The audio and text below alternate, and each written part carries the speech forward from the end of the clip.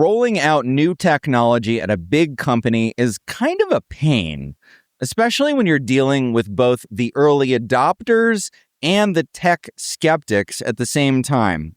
Centennial owns and operates 25 million square feet of retail and mixed use across 18 states. And my guest today has been navigating that tech challenge at the Centennial organization, and she has some lessons to share about what she's learned from rolling out technology. So we're talking with Elizabeth Boldin Thomas, Centennial's SVP of Business Transformation and Intelligence.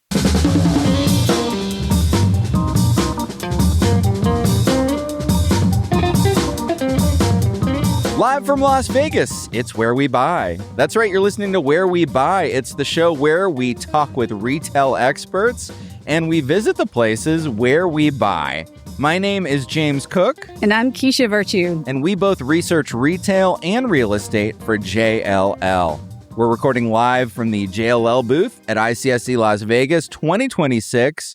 Welcome, Elizabeth. Hi, thank you so much for having me. It's so exciting to be here today.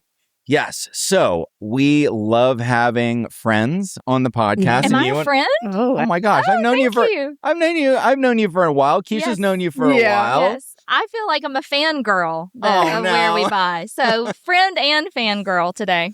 So I love your title, Business Transformation and Intelligence. I love the intelligence part, but the transformation is what we're talking about today, right? Yes. So in a nutshell, you're at a cocktail party, somebody not part of your business asks what you do. How do you explain your job? So I actually get asked this a lot, especially in our industry, because it's a relatively new title. I think it's existed for a while in the tech world, but to your point, my mom and dad are the first to ask, what do you actually do? What does this mean?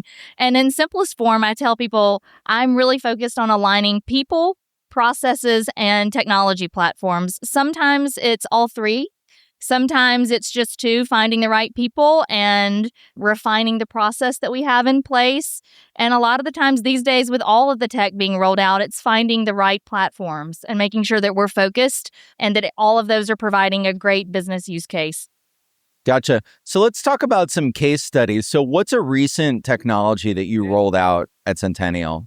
Claude, I think a lot of us. Yes. Okay. So we had a training session in late March 31st to be exact. We had a small cohort of 9 people, cross-functional at all different levels from the C-suite all the way down, and had an all-day training session in person, which I highly recommend. In person. Okay. In person. I'm Makes taking such notes. a difference. Yes.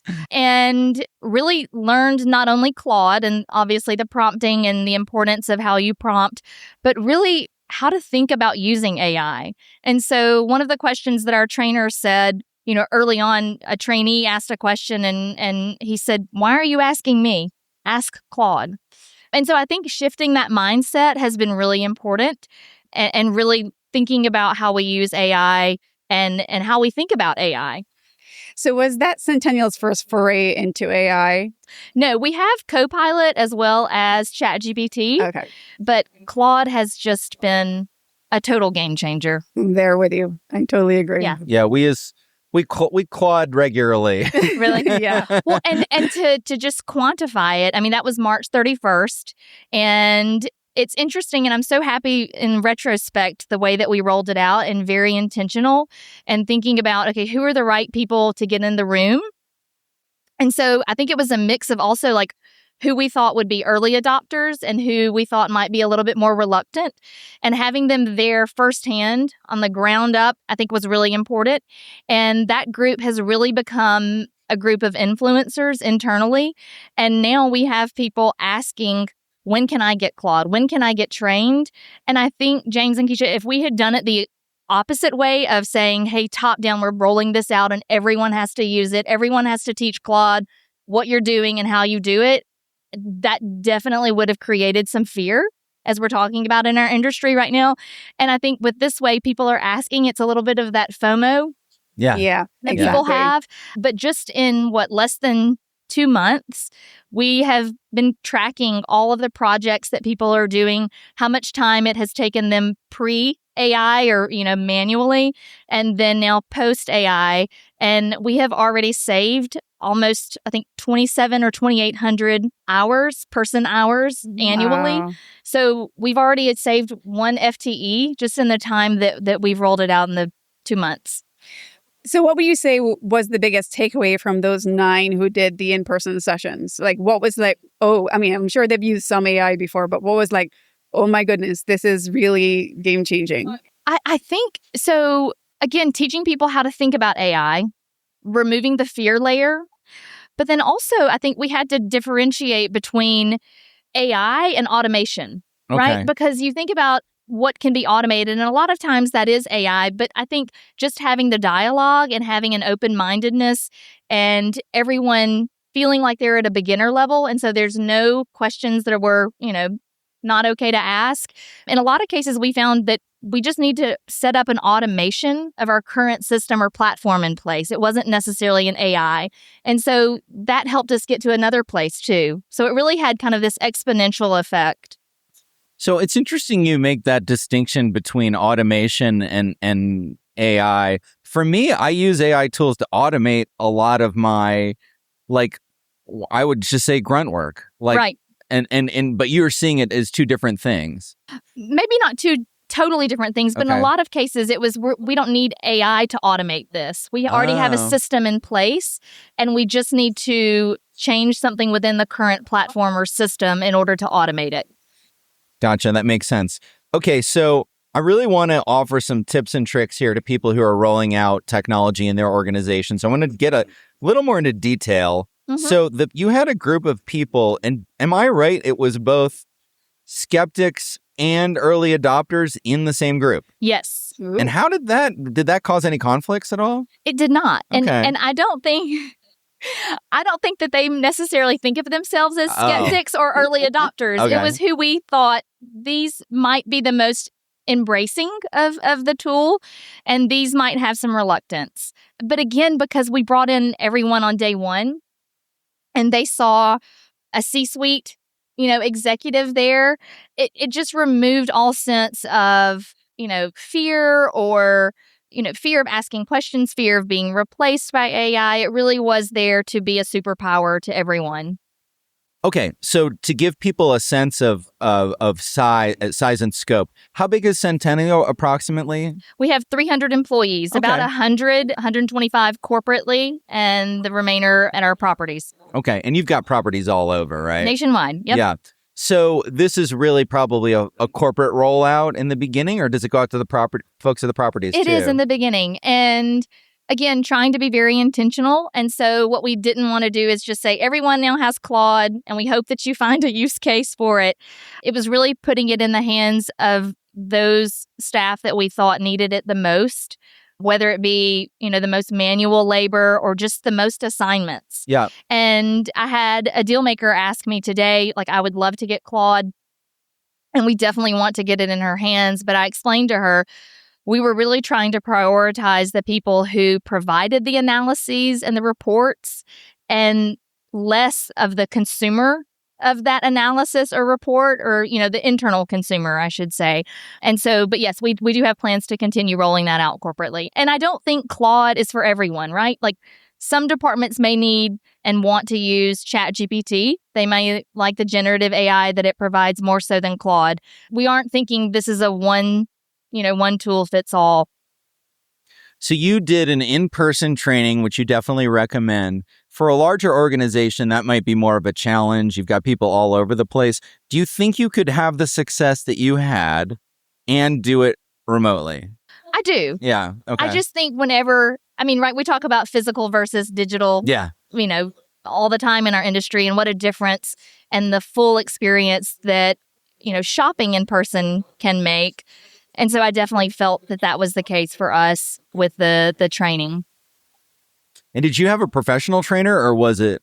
We did. Yeah. Yes. Well, that's interesting. Mm-hmm. So do you felt like that made a difference, having a professional? Yes, there were 2. So one that was leading the training, and then another support that was able to troubleshoot and help us one-on-one as we needed it. So much I think is spent on thinking about, how do we roll this out? And I don't think enough time is spent on the discovery and building the influencer group before you even start looking at any new technology platform.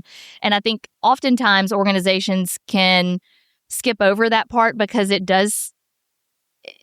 slows the process down initially. But I think not doing that, the integration or the implementation or the adoption is going to take far longer. And so I think that's a necessary step. And gathering the right group of influencers is as important as it is the stakeholders, like the executive stakeholders that are going to move things along as well.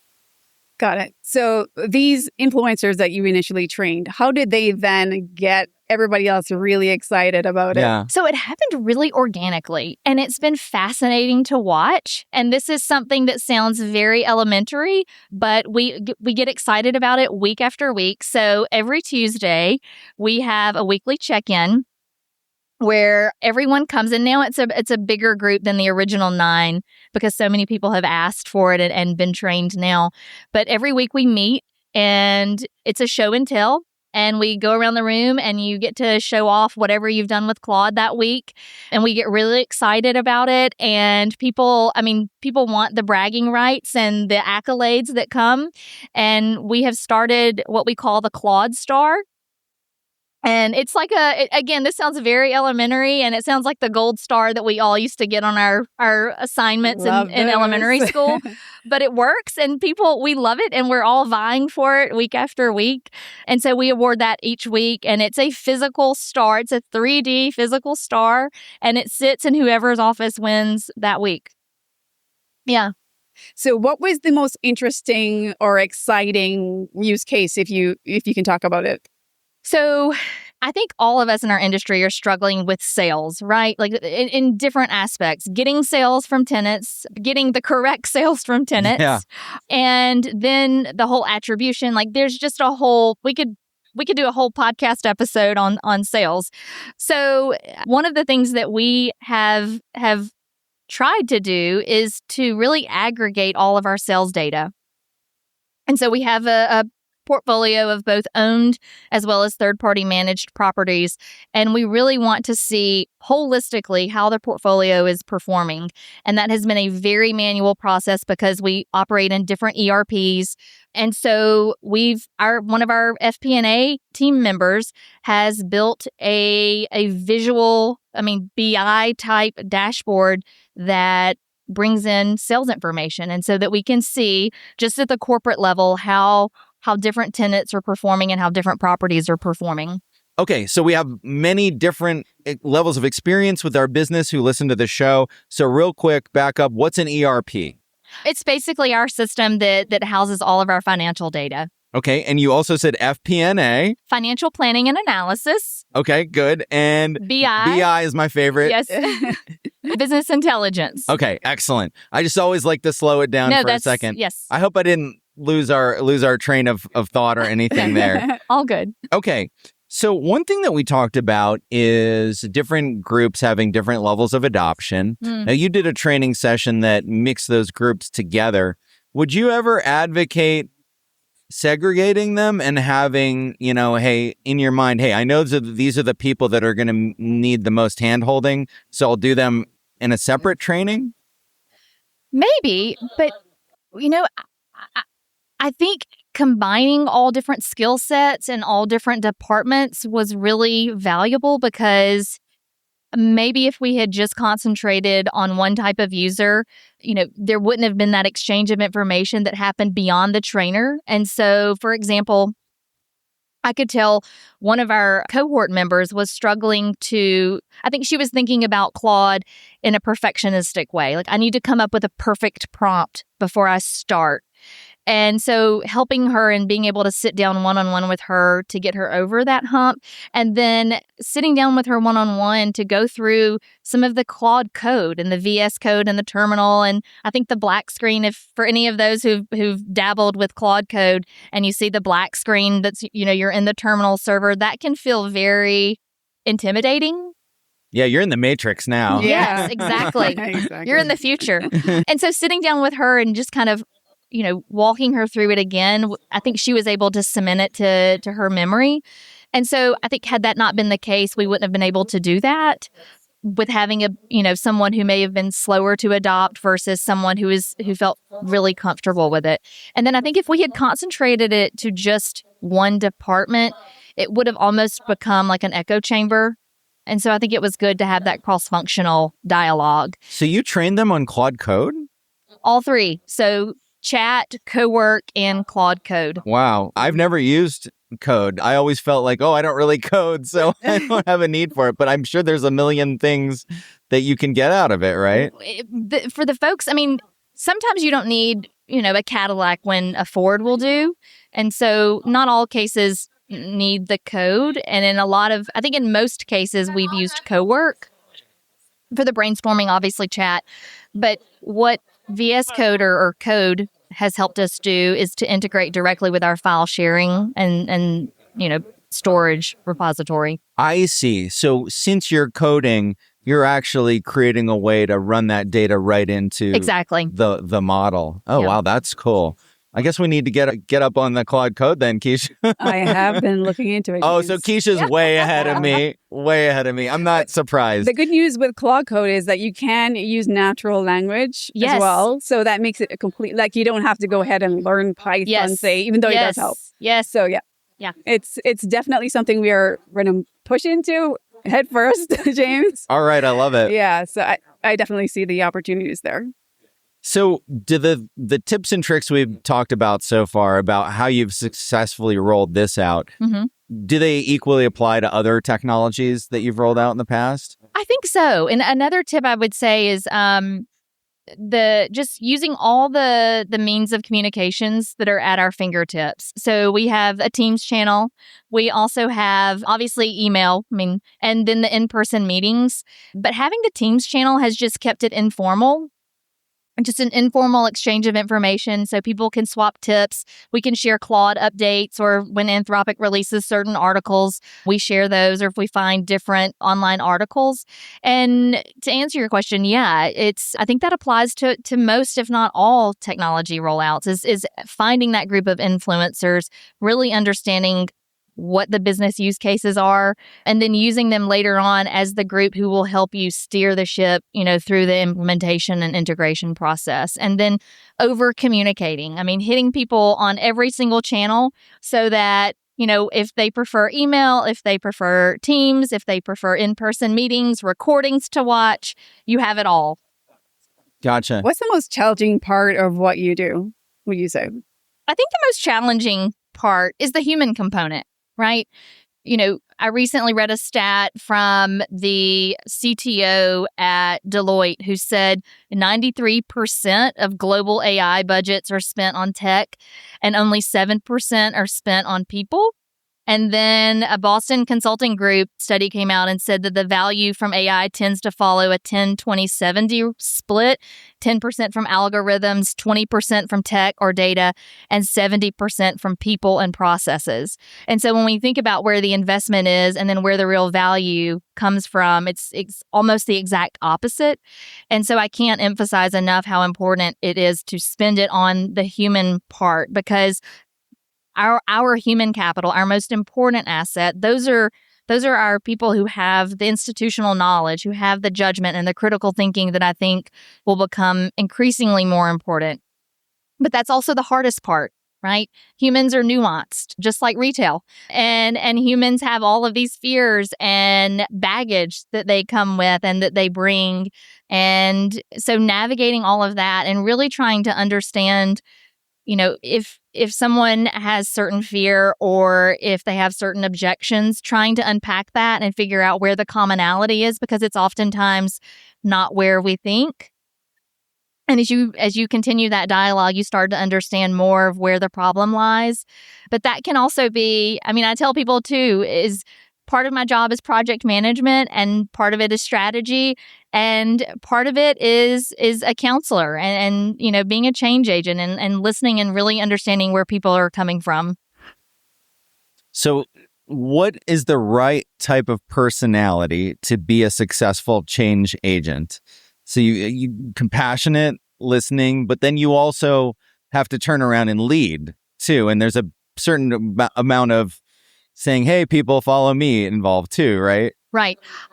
Definitely EQ, the emotional intelligence piece, is really critical to understand what influences people, what makes people do what they do or not want to do what they don't do. I think that's a critical piece. But then also being able to build consensus and finding commonality in, an oftentimes nuanced or challenging environment where people are operating at high speeds and trying to slow everyone down to figure out where the common ground is. So we're here at the ICSC conference, and a big new component of this conference is what they call prop tech, which is basically technology around the built environment. And so I've been talking to a lot of people about that. I know you have as well. Mm-hmm. There's a ton of new tools, most of them with some AI component out there. Are you taking a look at a lot of those as you're here at the conference? Absolutely. There are so many to explore and a lot of great conversations being had. And again, every time I talk with someone, it's realizing a different angle to something or a different angle to approach a problem. I also think with this huge proliferation of AI and tech advancements, I think there are so many vendors and partners and discussions being had that it's sometimes hard to navigate. What are we really talking about? What does this really mean? What does this look like? Thinking about my mom and dad is like, what do you really do? Yes. And so I think, again, being intentional and giving yourself the time to figure out what makes the most sense and not just jumping into a platform because it looks good or it sounds good, but really trying to think, what are we actually trying to solve here? Do we even have this problem? What is the problem? Do we all agree that we have, on what the problem is? And is it a problem that needs solving? And so I think over the next 12, 18 months, we'll see a lot of the dust settle to understand, what are those vendors or partners that really provide business value? Yeah, there's so many people here. There's so many vendors. Yes. And a lot of them are similar in some ways. A lot of them do similar things. But to your point, you talk to somebody about their software. That's one thing. But when you get the demo, then you start to picture in your head how useful it might really be in your organization. Mm-hmm. Yeah. Have you seen any demos? I have. Yeah, I've seen quite a few. And the hard part about again, matching up your problems with tech solutions, right? And thinking about, what is that quick win or what is that first thing that we need to do? When I first started this position, I think I'm a perfectionist at heart, working on that. And, oftentimes I can have a great idea or vision and want to boil the ocean, right? And it's important to just think about what is this phased approach and how do we get there so that day one, it's not thinking about how do we do everything all at once. All right. So eating the elephant one bite Yes, at I a love time. that. Yes, Keisha, I use that a lot too. Yeah. We're eating the elephants, not one bite at a not time. boiling the ocean. Yeah. Okay. Got it. What would you say is the most rewarding aspect of what you do?